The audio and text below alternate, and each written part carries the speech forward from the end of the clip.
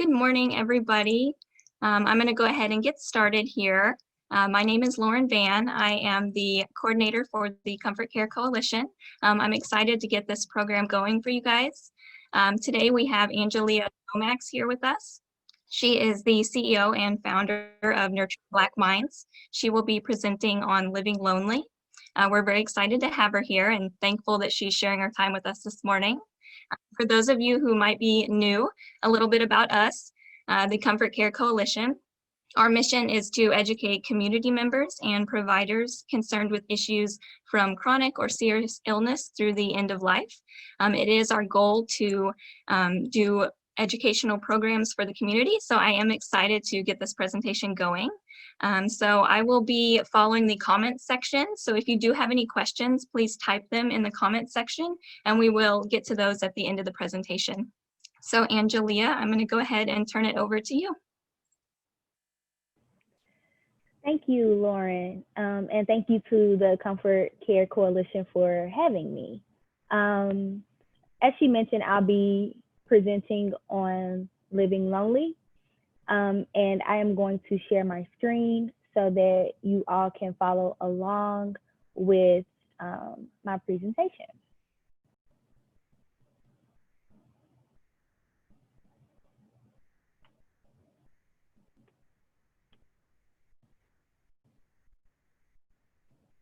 Just to confirm, can you all see the presentation? Yes, we can. Awesome, awesome. So just a little bit about myself and about Nurturing Black Minds. Again, I am Angelia Lomax, the founder and CEO of Nurturing Black Minds. We offer tools and resources and information like this to help people understand what mental health is and what it may look like and how it manifests in different life experiences. So today we'll talk about loneliness, about grief, and what that looks like, any symptoms, causes, risk factors, predictors, just what is loneliness. And then we'll go into how we can heal and what we can do as we start processing these things and working through our loneliness and our grief. And then I want to share some resources that are available that you may or may not know are out there just to help you in the healing process. And I may say this more than once, but definitely reach out to a mental health professional to help you in the healing process. So there are several different definitions of loneliness.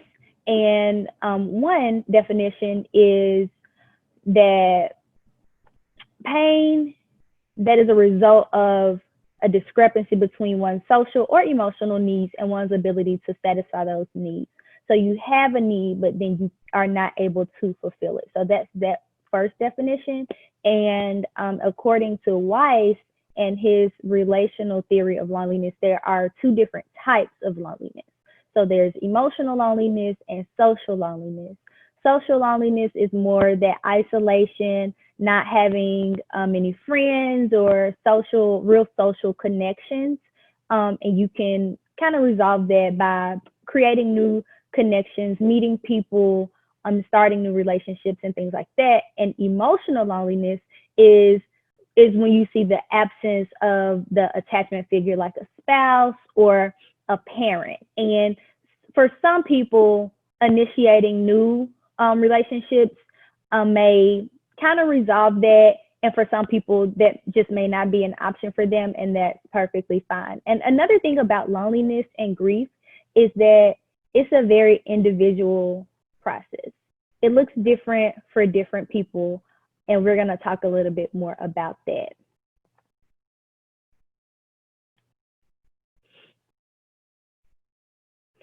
%30 of millennials report feeling lonely. So I know that we are in a social media generation and we have these connections online and those types of things. And it may seem that millennials have a lot of different connections, and that is questionable just because those connections that are made through social media may not be real life connections or deep connections. So a person could have a lot of interaction on social media and still feel emotional or social loneliness just based on the level or type of relationship they have or connections they have with those people in their lives. Then 1/3 of conjugally bereaved reported higher levels of loneliness for years after their loss. So that's someone who has lost a spouse. And this is something I wanted to touch on here because there are different types of loneliness and people experience loneliness differently. A person can be around people and have a lot of people around, family and friends, and still feel lonely, right? Or the very opposite. A person can be alone or spend a lot of time alone and not feel lonely, right? Because it's more about their experience, their feelings, and their emotions. So if a person is alone or lives alone or is not married anymore, they can still have genuine connections to where they don't feel that emptiness or isolation that is characteristic of emotional loneliness.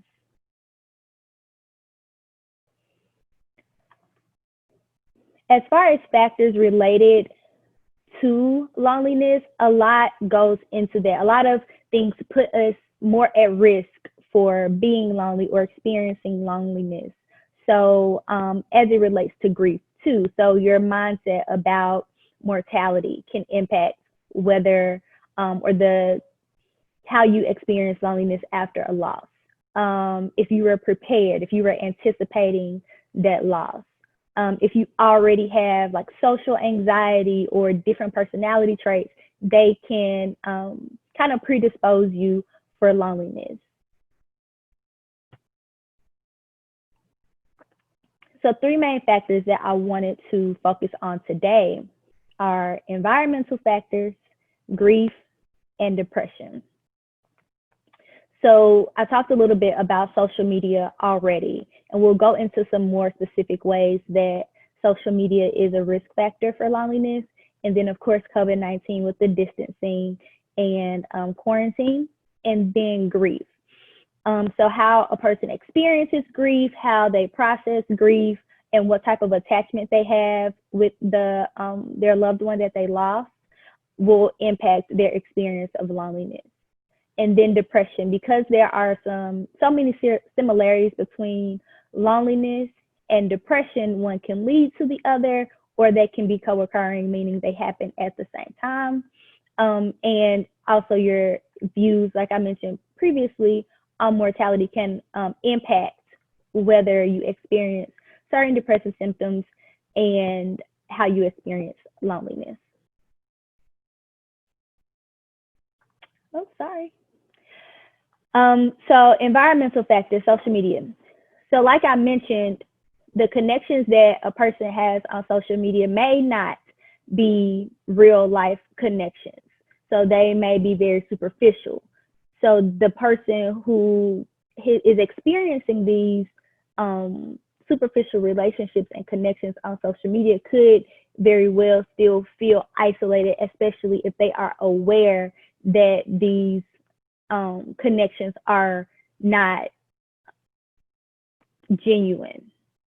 So having an awareness that you are having very surface level interactions can predispose a person for loneliness or heighten their realization of how lonely they may be.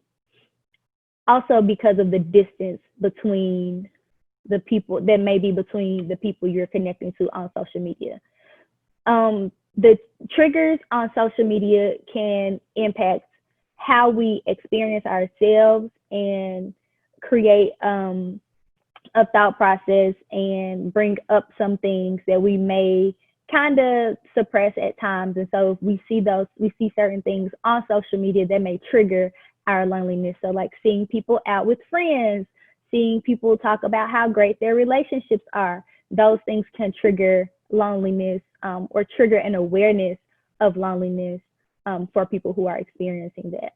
And then pressure to do something different. So when people experience loneliness, sometimes they retreat back. And so when they get on social media, they may feel pressured to do something different, but not in a healthy way. So not like an encouragement to build relationships, but more of a pressure to get out. And because if somebody is socially anxious, then that would be uncomfortable to feel like they are supposed to be spending more time with other people. And then fillers is another unhealthy way that social media kind of feeds into loneliness, because if someone is experiencing loneliness and they have these superficial connections, it may fill the void of not having other people. And so that prevents them from seeking healthier coping mechanisms and coping options. With COVID-19, of course, not being able to interact with people and literally having to quarantine, especially for people who live by themselves, that put them more at risk for experiencing loneliness. So as we mentioned before, being alone and being lonely are two different things. But being in quarantine, where you don't even have the option to go out and be social and integrate into a more social environment, that is a risk factor for loneliness. And also for the at-risk population, those older adults who did not feel safe being around their family. Again, that option was taken away from them. So that could also be a risk factor for loneliness. There was a study of some older adults, and one of the main things that they were afraid of is that they may never see their kids again. And so that kind of brought on some of that depression, which we'll talk about, which can, like I said, either co-occur or lead to loneliness.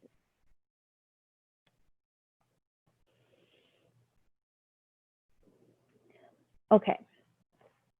Everybody experiences grief differently. And I know that Kubler-Ross has provided us with these 5 steps of grief, right? And what I want to say, while I respect her research, the denial, anger, bargaining, depression, and then acceptance, I want people to have grace with themselves, like extend some grace to themselves, because one, people experience grief differently. So if you did not necessarily follow those steps, or if you know someone who didn't follow those steps, be gentle with yourself, because one, everybody experiences and processes grief differently. Two, that research and those 5 steps were the result of a study on patients who were terminally ill. So that's a very different experience from the bereaved or from the caretakers who are, still here. So those are 2 very different things. So if you don't necessarily follow those steps, don't put pressure on yourself. I would not suggest putting pressure on yourself for not following those steps, or feeling guilty because you didn't experience these different things that you were told were a part of the grief process. So definitely extend yourself some grace on that. But there are different ways that as humans we respond to grief. So there are emotional, cognitive, behavioral, and physical reactions. Cognitive reactions are like your thought processes. So emotionally, we may experience anger or sadness, among other things, of course, right? Cognitively, we may be in disbelief. Behavioral, sleep and eating disturbances. So either sleeping too much or not sleeping. Overeating or not eating, or having a decrease in appetite, those things. And then physical, like fatigue and pain, can be a part of the grief process.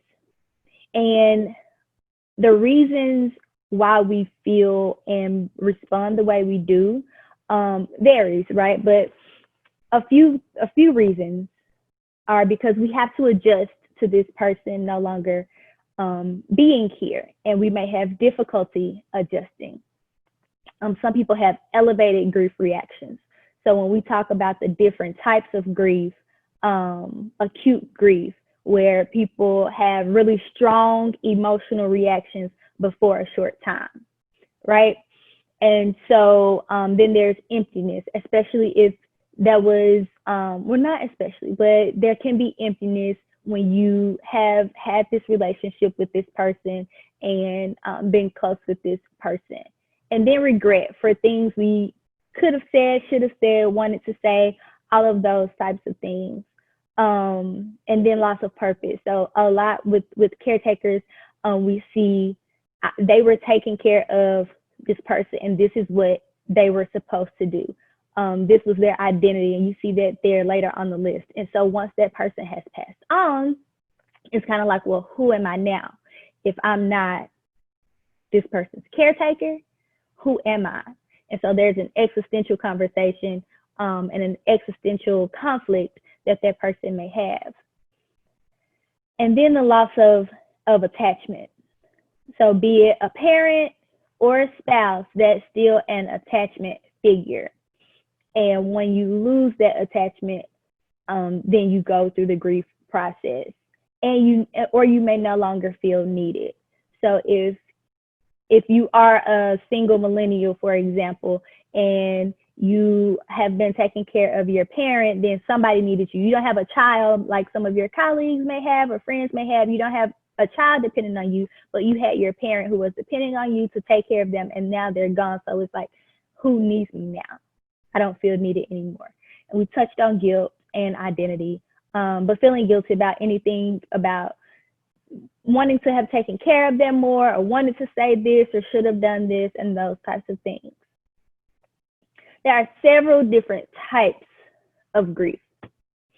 Complicated grief is when you don't necessarily address your grief when it happens, or you don't focus on healing and processing, and you kind of go throughout life and not really through a grieving process, and then you feel these strong surges of emotion, or it's years later and you have a strong surge of emotion about this grief because you did not go through the process when it happened.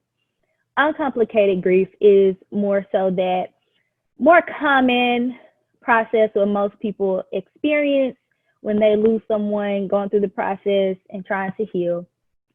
Pathological grief is when it extends for a long period of time. And I know that I've said that everyone experiences grief differently, and that is also in relation to the time that it takes. So there's no like after 6 months you should be healed and you should be over it and have accepted it. But when you do go to the mental health professional to work through your grief and your loneliness, they'll look at that and see if your process is healthy, and if the length of time that you've been, in the different stages of your process is healthy. Anticipatory grief is when, usually with people who are chronically ill, you kind of know it's going to happen, you expect it to happen. And so that type of grief, people experience that a little bit differently. We talked about acute grief being very strong emotions for a short period of time. And then incomplete grief is when you start your grieving process and then something stops it. So whether you stop seeing a therapist, or you stop, journaling, or whatever your grief process was, or something happens in your life and you can no longer focus on the grief, that's incomplete grief, when your process is interrupted and halted. Okay, so depression. So we're still talking about the factors that are related to loneliness. So the environmental factors, then grief and loss, and then depression is also one of the factors of loneliness. And so depression is a mood characterized by sadness, fatigue. There is a list of different criteria that a person must meet in order to be diagnosed with depression. So you can definitely experience these things, experience multiple of them, and experience depression without having a depressive disorder. Okay, so this depression itself is not a diagnosis, it's not a disorder, it's a mood. And if you meet the rest of the rest of the criteria, then you could be diagnosed with depressive disorder. Okay, and so if you look at the symptoms of depression, it sounds very much like loneliness. So the change in appetite, sleep disturbances, isolation, fatigue, sadness, right? So they're very similar, and sometimes it can be hard to differentiate because they are so similar. And that's where the mental health professional again comes in, because they will be able to assess and let you know if you are dealing with depression, or if you are dealing with loneliness, or if it's co-occurring, if it's both, those types of things. And once you know exactly what you're dealing with, right, then you can work to heal more effectively. And so the reason I have views of mortality is because the symptoms that you experience are based on the way that you think about the situation or what happened. So sometimes people who experience anticipatory grief, they may not experience the sadness that comes along with loneliness in the same way, right? So their sadness is still a loss, but it's different from someone who lost a parent or a spouse suddenly. And so if you view mortality also from like a religious perspective or a cultural perspective, if your view on mortality is that when my parent passes, they become an ancestor, the way you experience that passing may be different than if you believe that when your parent passes, that they will be in heaven and they won't necessarily have you won't necessarily have any more interaction with them. I hope that makes sense. And so that'll impact how you experience grief. And one study showed that millennials want to know more about their health to be prepared. So they were given a survey about their views on mortality and asked if they want to know if they had a chronic illness or not, or how much information they would want to have. Multiple people were given this assessment, and the millennials indicated that they wanted to know, whereas most older adults did not. And when it comes to end of life care, patients and families said that they preferred a holistic approach.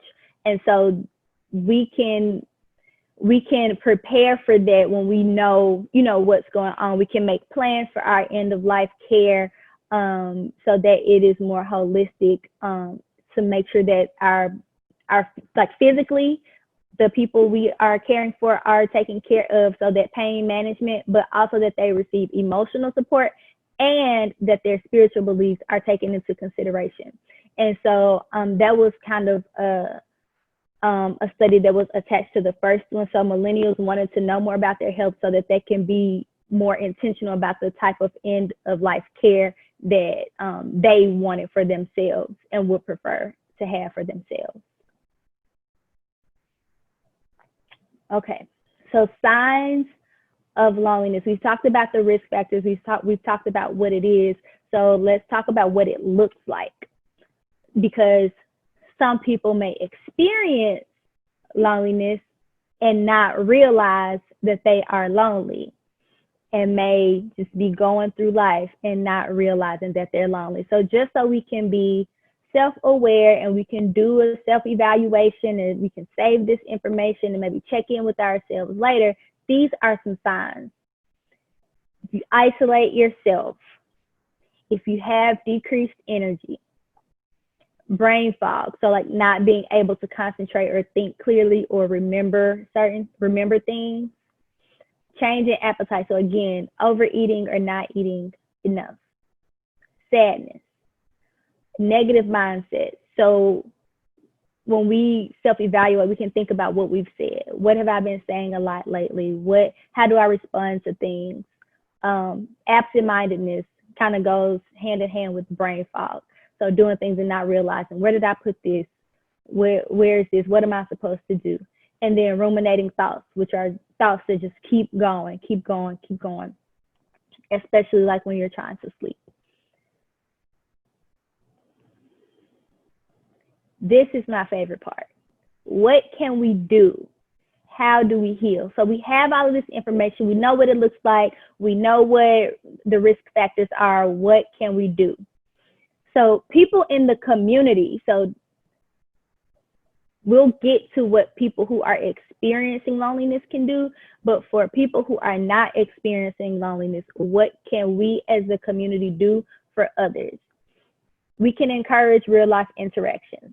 So this you have to be careful with because you want to definitely meet people where they are and make sure we're not pushing them, but that we have a healthy level of encouragement for them to engage in real life interactions.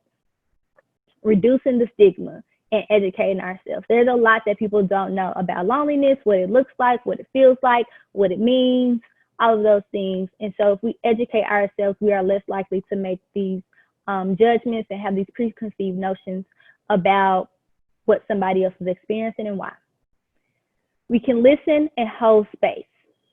So listening without giving advice or even asking somebody what they need in that moment because they may just need you to listen or they may look for advice, but focus on listening and holding space. So holding space is just being there for somebody. If they just want to get out, if they just want to talk, if they just want to vent, or if they want you to come over and watch TV with them, but they don't say anything to you, holding space for them in the way that they need would be helpful.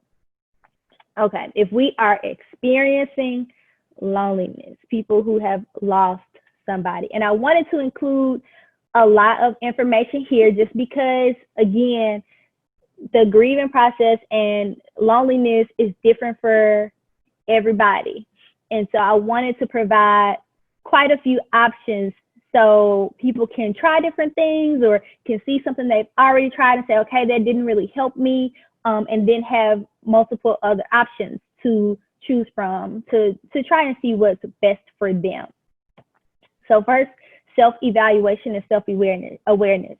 So looking into yourself and figuring out what you're feeling, thinking about what you've experienced cognitively, behaviorally, like any behavioral changes or psychological changes, taking time to self-evaluate and say, have I grieved? Have I grieved in a healthy way? Asking ourselves those questions. Volunteer. So again, this kind of goes back, and it'll depend on what your grief looks like, but for those people who were caregivers and now they don't necessarily feel needed or feel like they have a purpose and things like that, pouring into other people would possibly be helpful to kind of allow you to operate in that value of helping others. Trying to build emotional connections. Of course, that will be helpful for people who are experiencing emotional loneliness. Being aware of self-perception. Again, being gracious with yourself, extending yourself grace, understanding like how you see yourself will help in understanding what type of loneliness you're experiencing and kind of get to the root of why. Practicing self-acceptance. So this is helpful for especially people who have like social anxiety and things like that and different personality traits, accepting yourself for who you are and finding ways to be healthy in that. So that would be, if you know you have social anxiety, maybe not throwing yourself into situations with a lot of people where a lot of people will be focused on you, but accepting that, okay, I have social anxiety. How can I take baby steps, or what can I do that is healthy for me? Capitalize on current relationships. So sometimes we have these relationships with people that we are not really, that are not really in depth. And if you are not comfortable with building new relationships or initiating new relationships, this may be a time for you to think on some relationships you already have that you can build on. And then focus on positive emotions. So when you focus on positive emotions, your brain chemistry changes. Even by saying something in a positive way, your brain chemistry literally changes. And so when you focus on positive emotions, you release certain neurotransmitters, and it'll put you in a better mood. And when you're in a better mood, you're more likely to, socialize. Spend time with others. So this is where that social media kind of kicks in. Like, instead of talking to your friends on social media, spend time with them in a healthy and safe way because of COVID. Be present. So sometimes, like I mentioned, people can be around a lot of people and still feel lonely. And it may, part of that may be because there's not a true presence. So if you're around a lot of people, it may be that you are not really tuned in to those people to create those deeper connections. So be present in the moment when you're with people. Another thing that people who are dealing with loneliness can do, especially when it's after grief, is release responsibility. Sometimes people take responsibility for not doing enough for their loved one, or and we want you to release the responsibility that you think you had in their passing. And then tap into those religious practices, prayer, church, worship, whatever that looks like for you. Tap more into that, so that you have that divine support.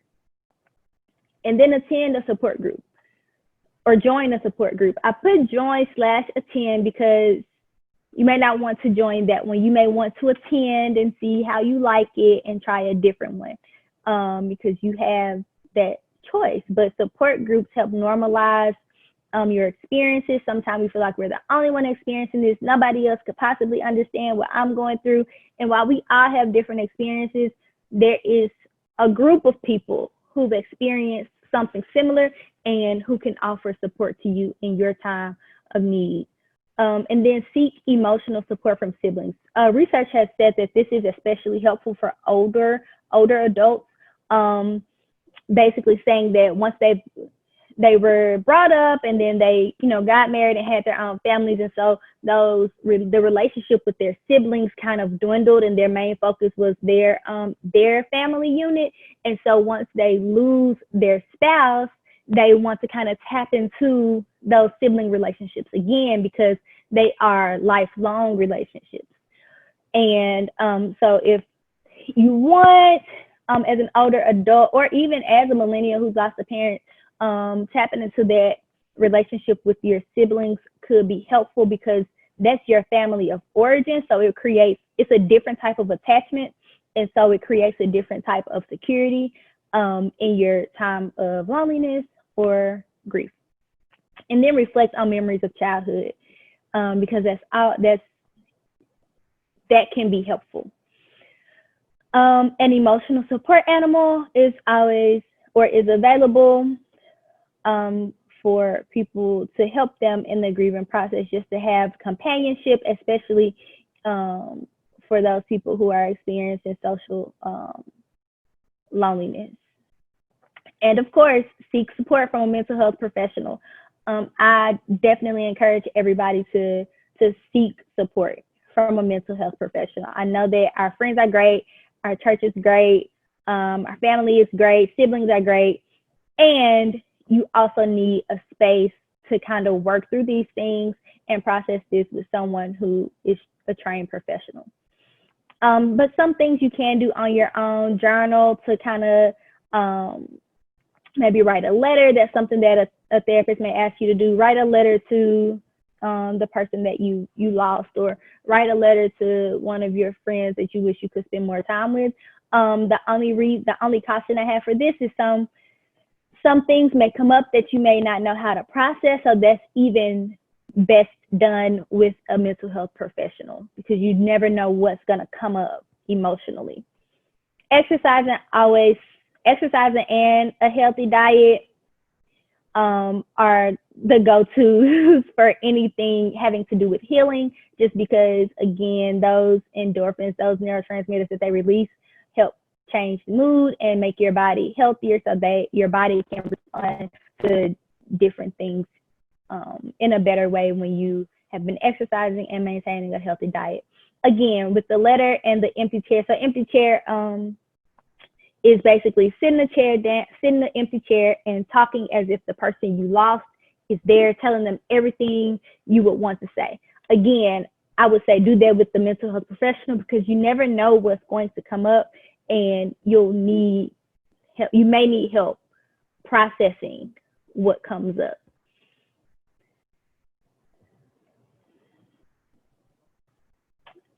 Okay. Some resources that are available, different hotlines. Some you can text, you can call, either one. They have websites and everything that you can go to. And I put some social media pages on here just in case that's better for people. They usually post like quotes and different stories of other people who may be dealing with grief. And the Facebook one is a support group. So you go in there and like share stories, but it's virtual. And then there are some websites that you can go to get more information about more resources or how to deal with loneliness. Any questions? Well, thank you so much, Angelia, for sharing that. I think I speak for everyone when I say that we really enjoyed it, and it was definitely very informative. So thank you. I was checking. I'm checking the comments here, but thank you everybody for joining us, and definitely for being a part of this presentation. If you guys do have questions, please do type them in the comments here. We'll pretty much hang here for a little bit to answer any questions. If you'd like to reach out, I'll put some information in the comments here, how you could reach out afterwards about any questions for Angelia or about the Comfort Care Coalition. But hope you guys have a good weekend, and if you have any questions, we'll be here, so please do let us know.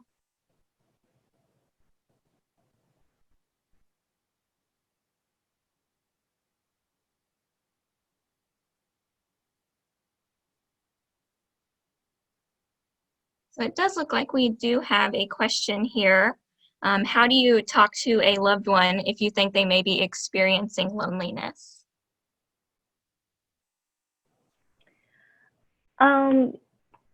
I would say be gentle, but we also don't want to be presumptive, because that will cause people to put up a defense.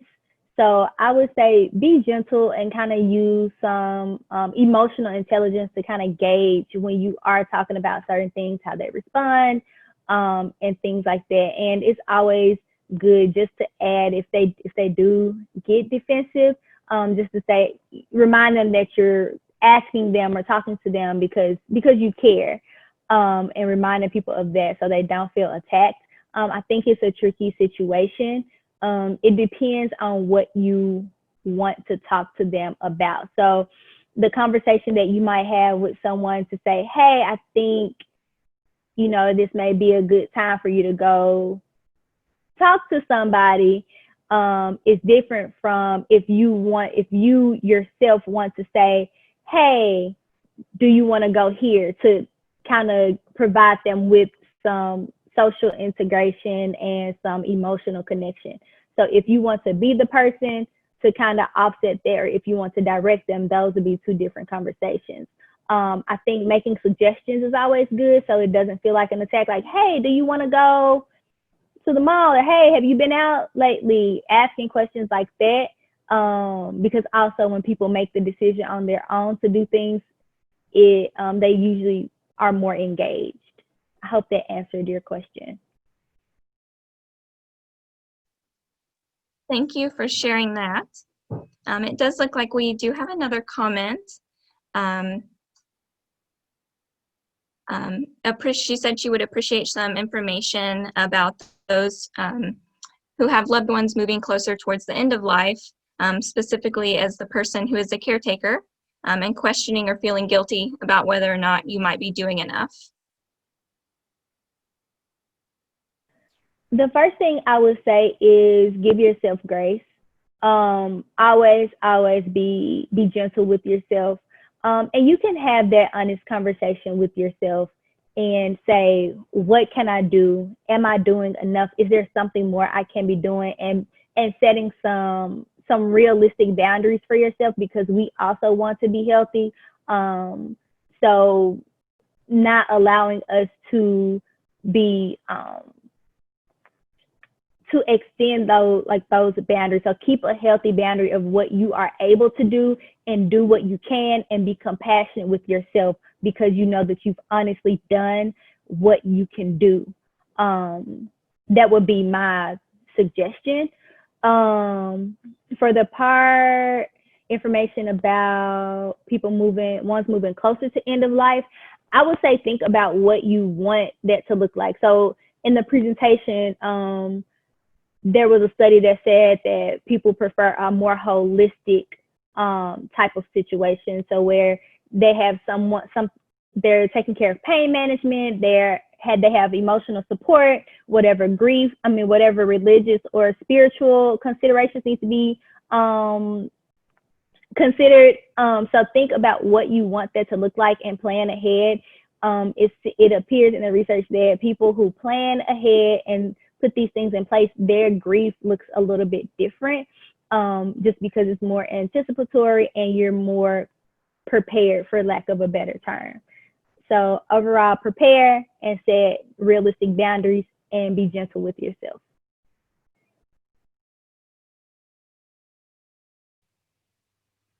Thank you for sharing that. We do have one more question here. I've noticed that when I experience a new loss or situation of grief, it triggers past grief. Is this normal, or is this unresolved grief?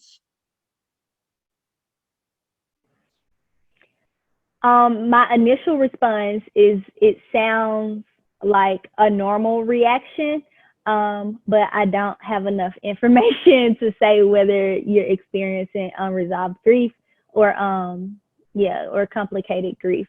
I wouldn't be able to answer that. But being triggered, or one loss reminding you of another loss, is normal.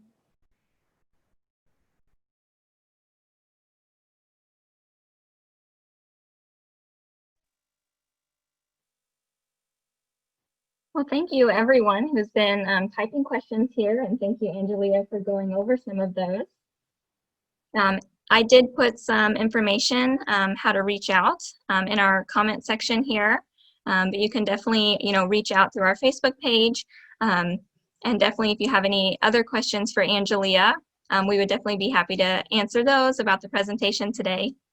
So thank you guys. Thank you. Hope everyone has a good afternoon.